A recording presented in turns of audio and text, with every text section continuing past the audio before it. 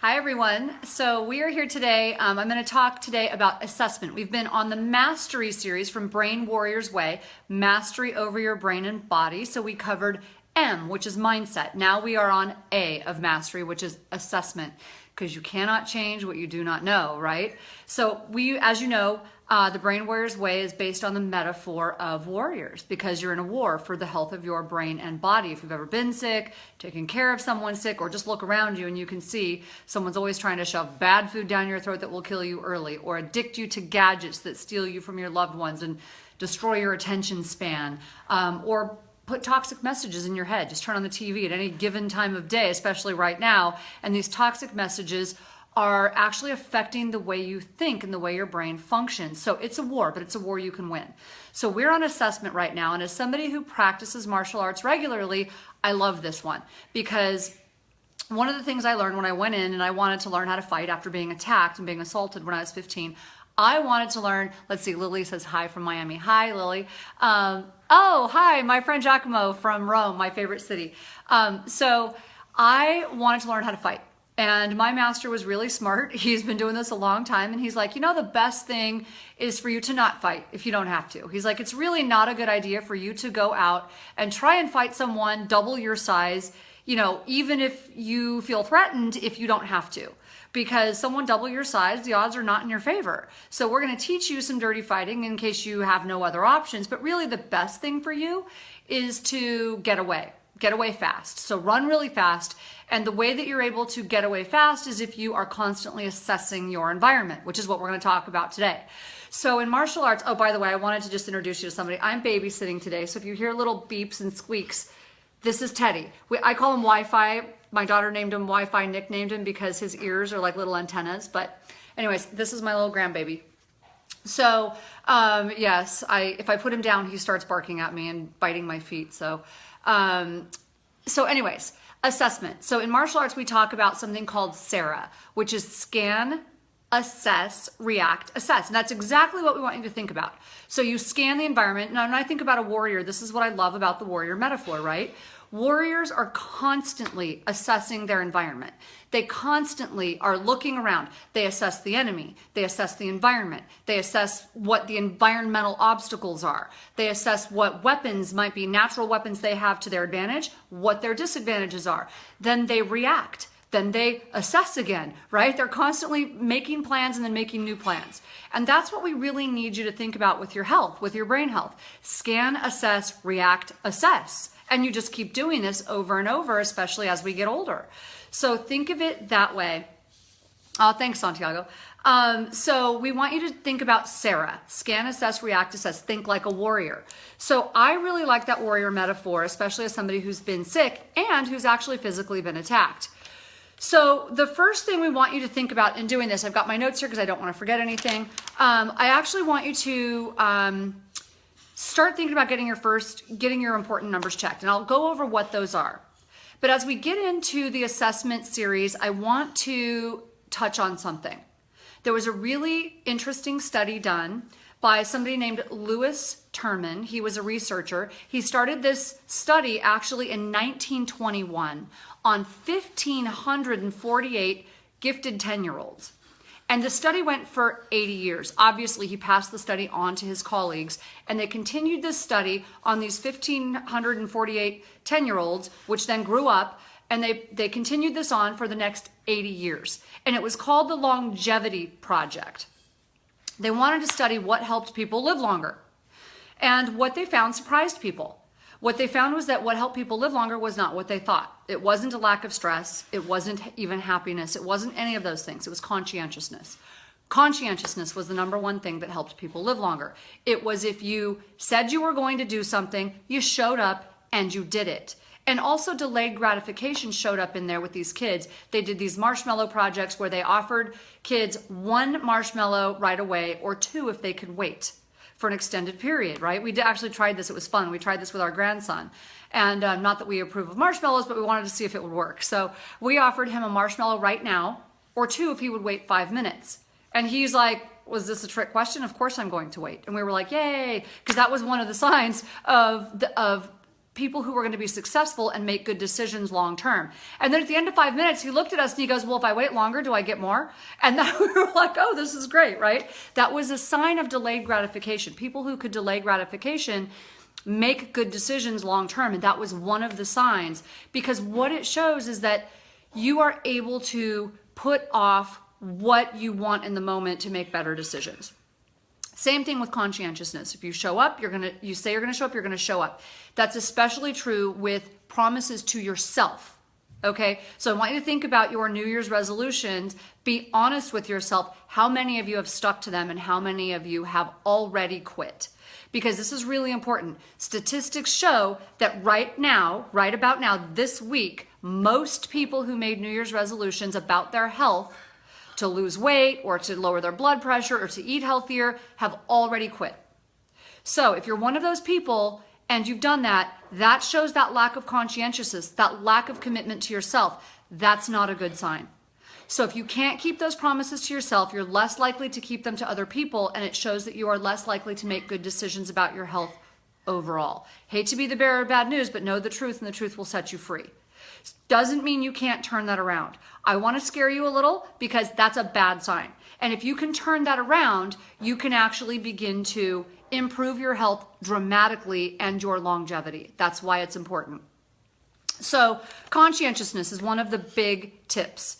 So the secret to longevity was you show up when you say you're going to show up. You do what you say you're going to do, and you can delay gratification. So how do you increase conscientiousness? You take care of your frontal lobes, right? So your organ of conscientiousness, your organ of forethought, judgment, and being able to think and be aware and take care of other people, not just yourself, delay gratification. It's your frontal lobes. So we want you to learn how to take care of your frontal lobes. That's why this is called the brain warrior's way, because with a better brain comes a better, pretty much everything else. You make better decisions and the quality of your life gets better. So forethought, judgment, planning, impulse control, organization, empathy, and learning from your mistakes. That's why we want you to take care of your frontal lobes, because it's going to improve every part of your life. So let's take a look here. I want to just go over, I have some notes here because I want to make sure I don't miss anything. What are some of the things that they found that increased longevity? I'm going to abbreviate this. I'm not going to read the whole list. We've got the whole list in the book, The Brain Warrior's Way, if you're actually interested. But just really quickly, hard work and accomplishment.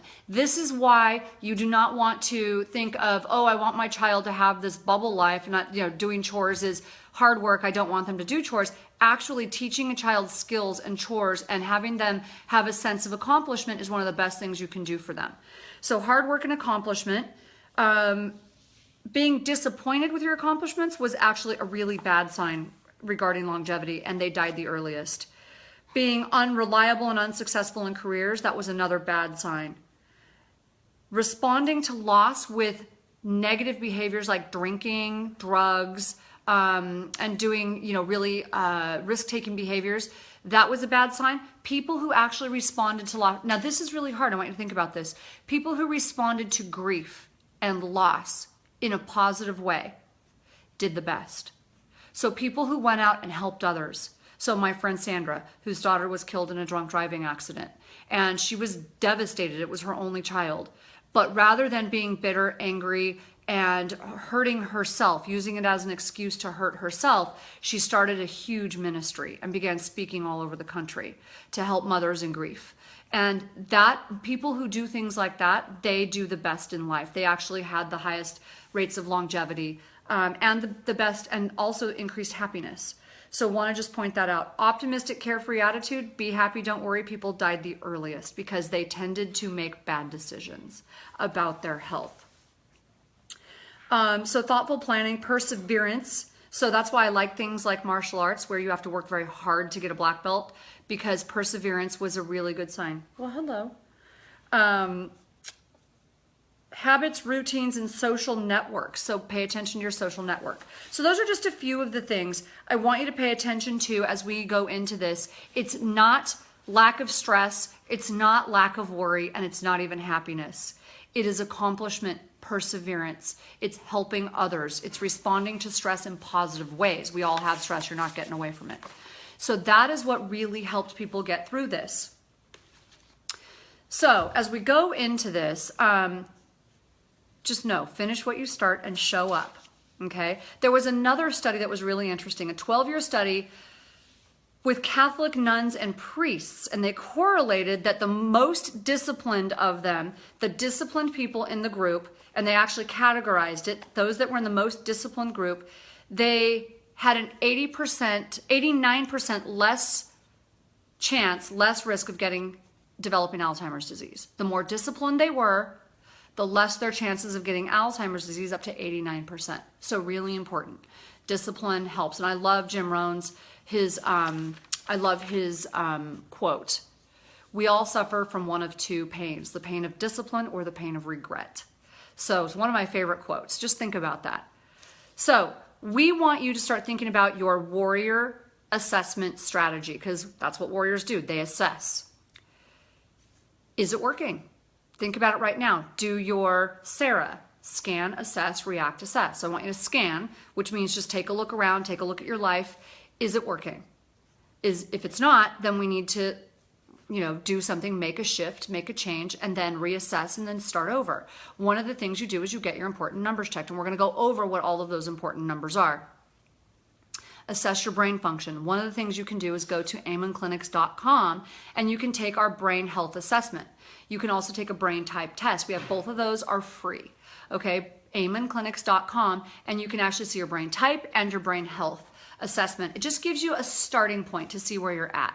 So that's a really good way to get started. We're also going to talk about fighting the war on multiple fronts. What that means is it'd be like, okay, going to the gym and just doing right bicep curls. That's not going to work. It's not going to help you get overall healthy, right? We need you to think about your nutrition. You have to work out all of your body, all of your muscles. We want you to focus on getting your entire body healthy, but it also comes along with sleep and hydration and nutrition. It's fighting the war on multiple fronts. And when it comes to brain health, it's more than just that. So we're going to go into all of the ways that you can do that and prevent some of these. How do you prevent Alzheimer's? You prevent all the things, all the risk factors for Alzheimer's. And we're going to talk about how you do that on multiple fronts as we go through this assessment. And then prevention. It's all about prevention. Like I said, as my master said, don't go fight someone you don't need to fight that's bigger than you. And the way you do that is you are constantly training. You're aware, prepared, you avoid the fight, and you learn to run really fast. You do learn how to fight so that if you have to, you don't show up on fight day and think you're going to win if you haven't been training. You got to train because you want to fight the least amount possible. You want to take the least amount of hits and you want to get out, right? So that's how you win fights. And you just get out as fast as possible, especially if you are smaller and weaker. And I have news for you. We are all smaller and weaker than diabetes, cancer, heart disease, and Alzheimer's disease. We're all smaller and weaker. So you got to be ready to win those fights by being prepared. So let's talk about a few of the habits to assess that hurt. Now, a lot of these, as I read this list, you're going to notice that you have control over them, meaning that they are lifestyle habits. You have control over your choices when it comes to them. And some of them you don't. They're just downright not fair. All right. It's just a fact. It's not fair.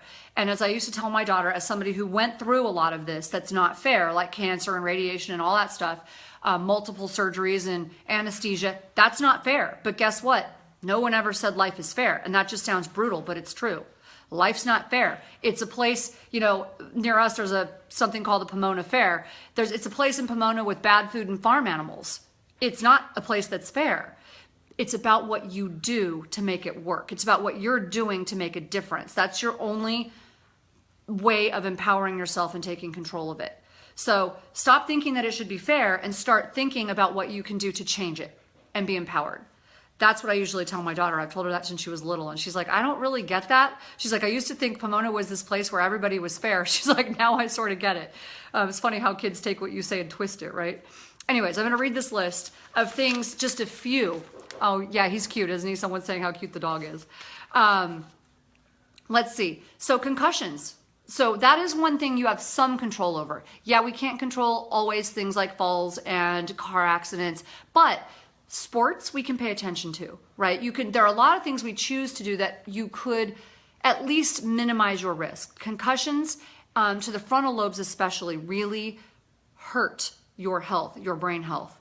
Physical activity, sitting still is the kiss of death. You need to move your body. All movement matters. Drugs and alcohol, smoking and nicotine gum, believe it or not. All of those things hurt your brain. So those are things that if you are still doing them, you want to get help for it. And alcohol, at least minimize how much you drink. Doesn't mean, if you drink a couple drinks a week, you're probably okay. If you're drinking several drinks a day, probably not. Sleeping pills. I know that's a really hard one for people who don't sleep. So we actually have a whole series on sleep. Look that up on YouTube. I've got 2 videos on YouTube on how to sleep, natural things you can do to help your sleep, because sleeping pills actually are not great for your brain. Low blood sugar. Make sure that you're eating a diet like what we talk about in the Brain Warriors Way that keeps your blood sugar stable and prevents you from getting highs and lows throughout the day. That's really bad when you spike your insulin and drop it. Diabetes, hypertension, bypass surgery. Yikes, right? How unfair is that? But it's unfair. Chemotherapy. How unfair is that? But it means that if you've had those things, be even more vigilant, train even harder, think more like a warrior, because that means you've taken a hit, so you want to build your reserve. So if a warrior gets hit, once someone on his team gets hit, what do? They just have to work harder, right? They've got to strategize and work harder. Chronic inflammation, so that's like think of chronic inflammation, the word inflammation meaning flame, like a low level fire burning in your body all the time, and it increases your risk of all sorts of diseases. Insomnia, apnea, sleep apnea, make sure you're wearing your CPAP machine. The standard American diet helps you in no way. Pesticides and pollution, so environmental toxins, pay attention to what goes in your body. We're going to talk a lot in this series about obesogens. I know that's a weird word. I don't want to get stuck on that right now. But those are things in the environment that actually increase your risk of obesity. So besides your food, it's actually things in the environment. Infections, so even things like Lyme disease, gut problems, healing your gut. All of this is in the Brain Warriors Way, by the way. Heavy metals, vitamin deficiencies, gadget addiction. So really interesting how much gadget addiction can affect brain health. So they're now saying that new studies are showing that gadgets are more addictive than sex. Hewlett-Packard did a study that showed that being addicted to your gadget after 1 year drops your IQ by 10 points. That's really scary. Negative thinking and negative peers, and basically just being oblivious. So make sure that you're paying attention to this stuff. So here's the few things that you want to know. I'm going to get more into this over time as far as what you want to know. What do you actually want to assess? You need to assess your brain type. AmenClinics.com. You can get your brain type, and you can also get your brain health assessment. You can do that for free. Your BMI, which is your body mass index, you can actually go to BMI.com and get your body mass index. The only thing I don't love about body mass index, if you're super, super tall, if you are super, super fit, so any outliers, body mass index doesn't work really well for. You're better off doing your weight to height or height to waist ratio. Basically take your height and you take your waist and you divide your waist by your height and you get a ratio. And your waist should basically be half of your height or a little less. So you don't want it to be more than half. And that should be the ratio. And that's a bit more accurate than BMI. For those of you who don't have the ability to go out and have a fancy, body fat testing, that's a really probably better way to do it than BMI. Because BMI is fine if you're not an outlier. Blood pressure, you gotta know your blood pressure. Your CBC, and so your blood work. Let's talk about blood work for a second. Your CBC and your basic chemistry, your lab work, you want to get basic chemistry. Almost all doctors will check for basic chemistry, okay? We're not worried about that. Because they'll all do that. Where we get a little bit of pushback from doctors is on some of the other stuff. So your basic chemistry and your cholesterol, almost everyone will test for. They'll even test for vitamin D now. That's pretty standard. Where we start to get pushback is on hemoglobin A1C. Sometimes they don't want to test for that. They'll even test for fasting blood sugar, but that's not as accurate as getting a hemoglobin A1C. So fasting blood sugar tests your blood sugar in the moment. It's like a snapshot in the moment. Hemoglobin A1C is going to test it over a 3-month period, so it's more accurate. You don't have to do that when you're fasting, and it's going to test it over like how you've been eating over 3 months. So it tests how much sugar is sticking to your blood cells, and it sort of tests it over a long period of time. It's also an indication of aging. So like how fast you're aging. The higher it is, sort of the faster you're aging. So you want to pay attention to that. Thyroid. Now, they'll test basic thyroid. Most doctors will test basic thyroid. We get a lot of pushback on, so they'll test things like your TSH. So they'll test things on like how well your thyroid's functioning, and your T3 and T4, which is your basic thyroid function. Where we get pushback is on them testing antibodies. So they don't want to test antibodies to see if you are having like an autoimmune reaction for Hashimoto's and things like that. And we will insist, and I just want to remind you of something. If you get pushback from your doctor on these things, your doctor's not your boss. They're not your mommy. They're not your daddy. As somebody who's been sick and got a lot of pushback from doctors over my treatment over the years, I have learned to become my own best advocate. You need to be your own best advocate. Okay? They're not your boss. So you need to have a doctor who is your partner in getting well. So when this happens, we actually have a lab slip that we have for our patients. It's like, you can get it online. You can actually get your own labs done online now, because this is ridiculous to have somebody tell you, no, you can't have it. They're not your boss. They need to be your partner. So antibodies, I've got at least 4 stories off the top of my head. 3 of whose doctors who said no, they didn't want to test for them and they had Hashimoto's, and 1 who had thyroid cancer. So I think that everyone should at least get it tested a couple of times. You don't have to get those tested every year, but you should get them tested a couple of times for sure. So make sure you get that done. And I'm going to go over all of what these numbers mean in the next series. This is going to end up too long if I do it all at once. So we'll go over what all these numbers mean the next time. Okay, so hold on, hang in with me. CRP, so your C-reactive protein, that's another number that people get pushback for asking for. That's a sign of inflammation. That low-level fire that we talked about burning in your body, we want you to get that tested to see how you are doing with inflammation. And then there's homocysteine. Homocysteine is another sign. It's not just inflammation, but also heart function. So we want you to get that one tested. And ferritin, so see what your iron is doing. Sometimes if it's low, just taking a simple ferritin pill is like the Lazarus effect. You can feel so much better. There's a few more, but those are the basics that we want you to pay attention to and get. There are some others like cortisol and hormones. Really want you to know those and get those done. To do that, I really recommend you do talk to somebody who does hormone testing, who knows what they're doing. Because anyone can just do a blood draw on cortisol, but that doesn't mean it's accurate. Cortisol is a little tricky. Hormone testing, same thing. It's a little bit tricky. You want to do it at the right time of your cycle. And, you know, sometimes with cortisol, they want to test it if they're really doing it in an accurate way. They're going to test it several times throughout the day. So make sure that you are going to somebody who actually knows what they're talking about. Let's see, do you recommend a certain type of physician who might be more receptive to? Yes, absolutely. Functional medicine doctors. Someone's asking, let's see, Rachel's asking if I recommend a certain type of physician. Functional medicine doctors definitely are more savvy to this, and they will want to run this and then some, okay? So traditional doctors, usually HMOs, are going to push back the hardest. So they're getting better, but they still have this tendency to be just very rigid on testing what they tested for, you know, years ago. So if that happens to you, push back. So we actually, our lab slips for our patients, we have set labs. In fact, we don't get anything out of it. I want to make that very clear. We get nothing out of the discount that we offer to our patients, but we see so many patients from around the country, so many patients in all of our clinics from around the country, that LabCorp offers us a significant discount for people without insurance. So we're able to get lab slips that have everything that we recommend for our people that are in our community, and they're able to get it for, you know, a fraction of the price that it would cost them. Sometimes it's even not much more than you would have to pay even if you had insurance. It's just because of sheer numbers. And it has nothing to do with us. The lab is the one who does that. But just wanted to throw that out there, and you can go online and you can actually download labs. I think saveonlabs.com, if they're still doing it, is a good resource to be able to get your labs and take control of your own, you know, your own health from that standpoint. So that's a really good one. So how would you know which ones are functional? Because they want you to know if they're functional medicine doctors. That's one way. Another way you can do this is a4m.com.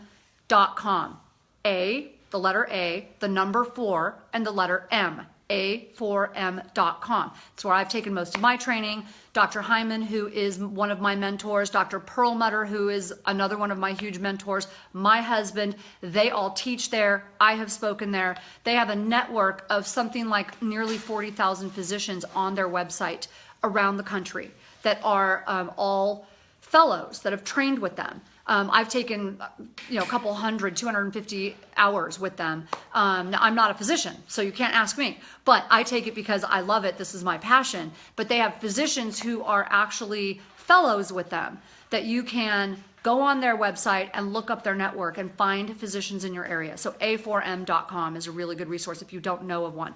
You should be able to go online in your area and find someone, but if not, that's a great resource. We have functional medicine doctors in our clinics that do take phone appointments. I mean, you're probably going to want at least one appointment where you can go in and talk to somebody, but worst case scenario, you can Skype with someone, get your labs done and Skype with someone. That's just another option. So couple of options there for you. Now, next time we talk, we are going to go through numbers. Okay, I'm going to spend a little time, might get a little bit more in depth. For those of you who have ADD, do what you need to do, because we're going to talk a little bit more about numbers. We're going to dig in a little bit to what they mean, what happens if they're not in the quote unquote normal range, except we never want you to be normal. Normal is overrated, and it's who wants to be normal, right? We want you to be optimal. So you never wanted to be at the bottom of your class, hopefully. We want you to be at the top of your class. We want you to be at the top of your numbers. We want you to be optimized, not normal. So that's what we're going to talk about next time. What's the difference? What are the ranges? What does it mean if you are outside of those ranges? All right, have a great day. I hope this was helpful. As we jump into assessment, there's a lot to talk about. So we're going to be here for probably a good couple weeks, but in the meantime, during this phase, I'm also going to show you some fun recipes this week. Hopefully we'll get to doing a workout. I'm going to start adding some workouts in, but it's going to take a little time to get through this. So be patient, hang in there, and stay tuned. All right, have a great day. Bye-bye. Say bye, Teddy. Take care.